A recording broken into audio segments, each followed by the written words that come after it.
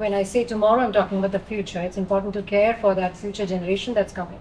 It's important to care for tomorrow, my tomorrow, our own tomorrow. And for that, sustainability is a very important thing.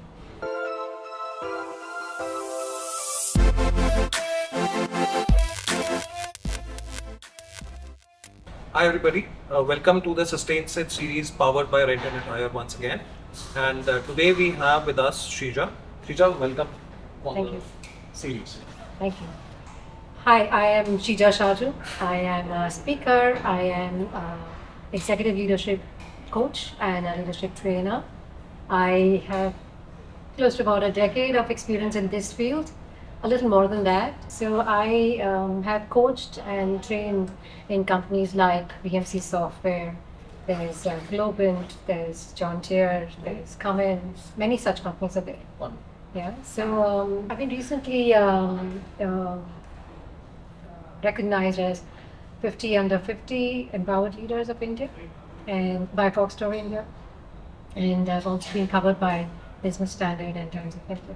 Wonderful. So nice to hear and so nice for us to have you here. Thank you. So moving ahead, what notable innovations have you seen in the realm of recycling and sustainability in your vast experience of teaching, coaching people? Could you give us a good example that is close to your heart? if you'd like? Yeah. First of all, the way I go and look at it is from the perspective of care, right?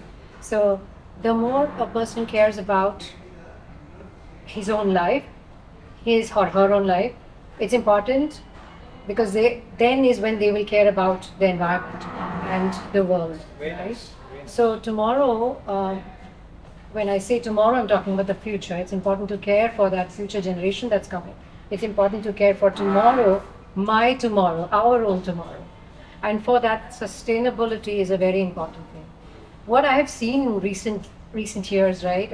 I've seen Adidas has come up with something in the fashion world itself. We're about to talk about. They have a brand called Loop, which is a shoe that they have made up of material which can be completely recyclable. So you use it, and once it's worn out, you just go and give it back to them, and they can actually break it down and create new out of it. So that's a very good example, I feel, and I feel a lot of, if you ask me what's happening right now, a lot of companies are trying to look into innovation and sustainability, and yet there's a lot to be done. Yeah, because there's a lot of leakage happening everywhere Absolutely. else. Absolutely. The companies, sports companies, which are also making apparel out of plastic bottles. So that's a great example. That's what's wrong. So coming on to the next topic of circular economy, it's gaining traction globally. So how do you see its principle being applied effectively to promote sustainability? So what I'm seeing is, one of the basic, in my work, how I go is I first go on the foundation. It has to go on the foundations. So what are the principles, first of all, is what we need to know. The principles of sustainability, of, I would say, circular economy is renew, reuse, and recycle, Absolutely. right? It's about using the same product over and over again. So the principle, based on that, if I have to say, things that can help is creating innovation, right? That's one of the things that I teach, innovation mindset. Having that innovation mindset to create products which have prolonged life, right? That's one of the things. The other is of course this sharing and rental model which is there is absolutely one of the best things that could ever happen, right? It not only helps the people who are more conscious about their budget, but it also helps people who are conscious about their fashion and want to keep changing, and they're not maximalists, they're minimalists in that sense, right? So renting is one of the best things that has happened. Right now, I don't see that too much happening. Correct. I see a lot of wastage. India itself has, we are one of the greatest producers of the fashion industry we have, right, Bollywood. And what I have read is about 8.5, if I may not be accurate, percentage of the global waste actually fashion industry comes from India, which is quite a lot, right? So in India itself, forget globally, in India itself there's a lot that can be done. The Indian subcontinent and the Southeast Asia, there are a lot of industries for clothes, a lot of garbage being made in India. You're absolutely right on that part. In fact, we had one of our guests here who gave an example of she wearing her nani's sharara and kurta, and now her daughter's getting married, so she'll be wearing it. Beautiful. So it's a family heirloom which has gone across, and that's you can't have a better example coming from a guest on sustainability and circular fashion and reuse That's it. than that particular example. So that just reminded me of that discussion. Nani ji ka lehenga we called it. So it Beautiful. was very Beautiful. Yeah. See, the other thing that we also have is like these hand-me-downs, right? The same thing, right? Absolutely. And it's like in our, I mean, I'm older, so in our generation, Our generation. we used to have a lot of like, my sister, my younger sister, younger brother, everyone will have it. And then after that, I've also given my son's clothes to my nephews and all that stuff, right? Wonderful.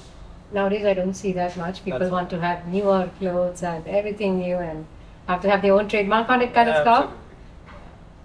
So coming on to the next question, rental fashion is gaining popularity as a sustainable alternative. From your perspective, what advantages does it offer in terms of environmental impact compared to traditional retail? In many ways, one of the important things that I find is that it reduces a lot of wastage, not only in terms of the clothing, but also in terms of, when you're having my clothes, I'm washing it and I'm using the detergent and I'm using the electricity for washing all that.